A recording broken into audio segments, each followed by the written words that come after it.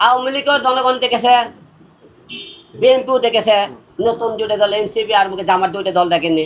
সামনে নতুন দলগুলো কানাই মনে ভালো, কারণ পুরাতনের জ্বালা তো আমরা একটা দল ক্ষমতা না আসতে তারা যে হিসেবে উঠে পড়ে লেগেছে যে আমরা বলে ক্ষমতা আসলে তারা আর কত কী করতে পারে।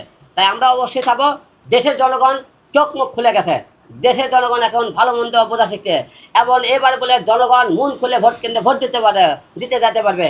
সুস্থ নির্বাচন হবে জনগণের, আমরা শুনতেছি সব কিছু সুস্থ হয়। তা জনগণ এবার আমার মনে হয় আপনারা হিসেব করে আমাদের দেশের জনগণের প্রতিনিধি তৈরি নিয়ে আসবেন এবং এমন একজনকে প্রধানমন্ত্রী বানাবেন যাদেরকে নিয়ে আমরা নতুন কিছু আশা করি এবং দেশের আইনের কিছু পরিবর্তন আনতে হবে, প্রশাসন কিছু পরিবর্তন আনতে হবে এবং দেশের আইন শৃঙ্খলা বাহিনী আরও আমাদের কঠোর হতে হবে, নাহলে বাংলাদেশ ঠিক করা খুব কঠিন হয়ে যাবে। গতকালকের ঘটনাকে কেন্দ্র করে আপনি তারেক রহমানকে কি বার্তা দিতে চান? দেখুন, আমরা তারেক রহমানকে একটা বার্তা দিতে চাই, আপনারা বহিষ্কার করে কোনো সন্তান ফিরে দিতে পারবেন না, কোনো বাবাকে ফিরে দিতে পারবেন, আপনারা একটা পরিবারকে আপনারা সুখী রাখতে পারবেন না। আপনাদের নেতাকর্মীরা গত 5 তারিখের পরে থেকে যা অত্যাচার জুলুম করেছে এবং আমিও সেই জুলুমের শিকার। আপনাদের বিএনপির লোকেরা আমাকে মারধর করেছে, আপনি দেখেছেন।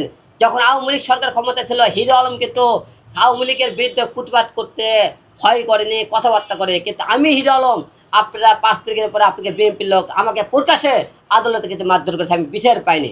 তাই আপনাদেরকে বলতে চাই, জনগণ আপনাদের উপর একটা আশা রেখেছিল আওয়ামী লীগ সরকার গেলে আপনাদের দ্বারায় ভালো কিছু হবে, কিন্তু আপনারা ক্ষমতা না দেওয়ার আগে আপনাদের নেতাকর্মীরা যা শুরু করছে, জনগণ এতে আপনারা ভবিষ্যতে আপনারা নেতা হওয়া এবং ক্ষমতা এবং নির্বাচনে জয়ী হওয়া খুব কঠিন হয়ে যাবে। তা জনগণের আপনাদের যে সমস্ত কর্মীরা আছে তাদেরকে এখনও সতর্ক হতে বলেন, এখনও ভালো হতে বলেন, চাঁদাবাজি বন্ধ করতে বলেন, এই সময় লুটপাট করতে বন্ধ করেন এবং জনগণের পাশে দাঁড়াতে বলেন।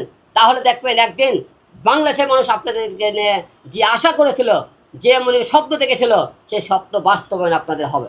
তার মানে আপনি বলতে চাচ্ছেন আওয়ামী লীগ যে পথে হেঁটেছিল সেই পথে বিএনপিও হাঁটতেছে। এখন তো 5 তারিখের পর থেকে সেরকম দেখতে যাচ্ছে, যেখানে আওয়ামী লীগ আগে চাঁদা তুলতেছিল সেখানে বিএনপি চাঁদা তোলে, যেখানে মনে করেন সন্ত্রাস সেটা মনে করেন আগে চুপ করে থেকেছিল আওয়ামী লীগেরা, সেখানে বিএনপি এরা কথা বলতেছে, যেখানে মনে করেন আগে আওয়ামী লীগ কথা বলেনি সেখানে বিএনপি কথাবার্তা বলতেছে।